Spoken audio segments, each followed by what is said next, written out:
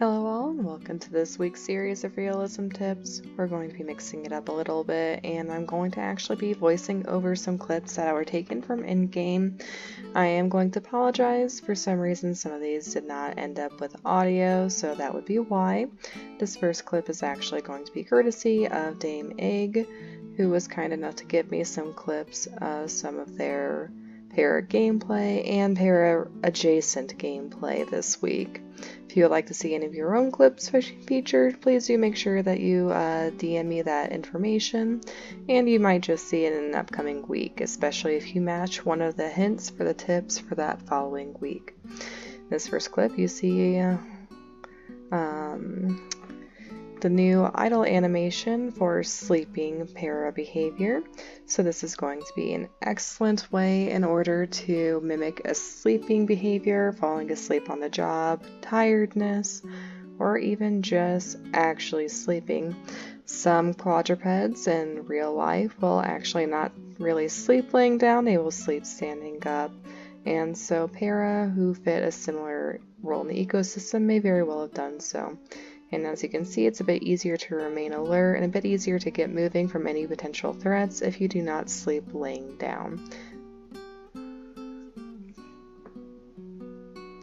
Next clip is going to be a little bit loud by comparison to this one, so do bear that in mind.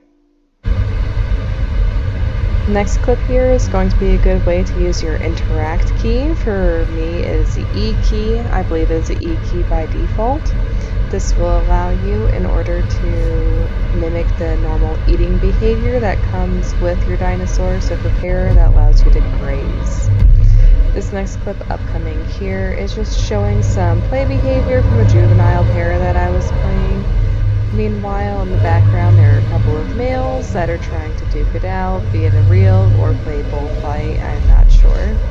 But my para, being a male, was a little bit interested in that action because that was going to be him one day and a potential way for him to mimic. Please do bear in mind also that these clips were taken during the rewind and remix event, so some of these profiles may be a little bit old by comparison or a little bit strange because of the event. But these two pairs were bullfighting, and so I was just watching that behavior to mimic it.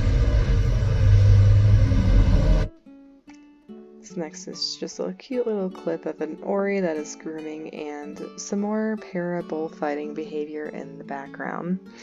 Additionally, as you are learning to bullfight, you can go up against play opponents, be they similar size paras, other juveniles. You can maybe even duke it out against mom or dad if they're tolerant enough, and depending on how it's going to interact with everything now. Or in all else fails, you're always going to have inanimate objects that you can practice against as well, like trees, rocks, and other shrubbery. This next clip is actually going to be an indication that sometimes it's not always about fight or flight. Sometimes freeze is going to be your best option. Again, this is during the rewind event, so this is going to be for the new para elk, or the old para elk profile rather, in which the young will actually freeze and hide in any dense undergrowth that they can find in order to try and escape predators' attention. In this case, it worked out very well for me. And sometimes that is going to be your only viable way to get away from a very real threat. I think that was my mother that was stepping over me there.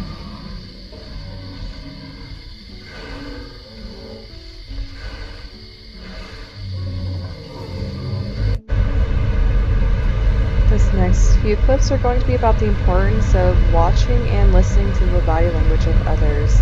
They can give you very good cues for what's going on around you. So for me, without typing anything in chat, I'm just running around. I'm trying to interact with my sibling, and they get the gist, and so then we started to be able to play. In this rewind event, paras are very playful as juveniles, and so we were trying to just interact that, especially as we were getting older, but all while staying very close to the watchful gaze of mom, because it's never going to be very safe too far away. Sometimes you can get caught up in the moment, you might run a little bit further away than you should, or go into some danger that you might not have noticed or might not have realized was danger without meaning to. These are all very real things that will happen to babies and very good learning behaviors. But once you realize you're kind of straying a little bit too far, maybe it's time to go back to mom. And juveniles only have so much energy at any point in time, so it's always going to be time for a break upcoming. Especially in profiles that are very, very reliant on their parents or very strongly bonded to their parents. This next clip is going to be showing the opposite, what happens if you're not aware of your surroundings. So in this clip, this is another one submitted by Egg, but in this clip they had noticed that there was an Acrocanthosaurus coming up upon their herd, and so they were attempting to 5-call and run towards their herd panicking.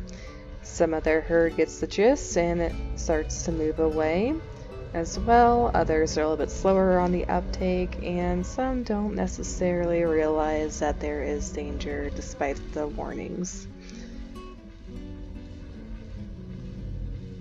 In a real scenario, this could potentially end up getting you killed if you don't immediately herald, but also don't make the mistake of trusting everybody every single time. We have had instances of pairs that quote-unquote cried wolf, and so they were 5-calling and running away from something that the rest of us did not view as a danger. And once we got wind of that, and once we were aware that that was the reason that they were running, then our pairs were actually less inclined to trust that individual. And so we did not necessarily run or spook the entire herd every time that one pair of 5-called. So you also have to be mindful that sometimes the boy who cried wolf can apply to your para in-game as well. But here, Dame is doing everything that they can in order to get the rest of their herd moving, but ultimately it's only what happens in chat that really gets people running.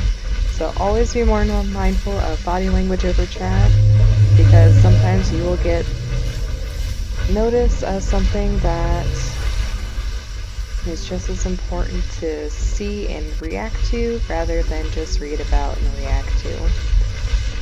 This is just a nice clip of my para running through the water here.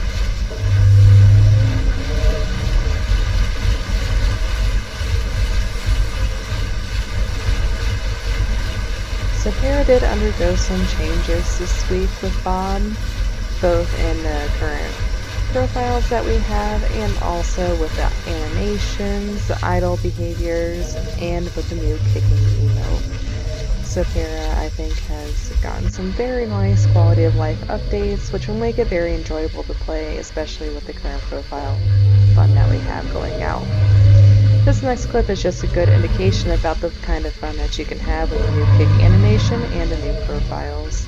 So here you can see males trying to vie for attention proximity to the lead female, who was not really very recipient of that. So they were all trying to kick away other males, the females trying to kick away the males. Depending on how we go with the profile, this can be a very good use of kicking in moderation.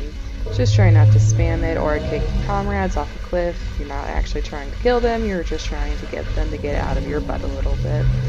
That's kind of what it will ultimately come down to.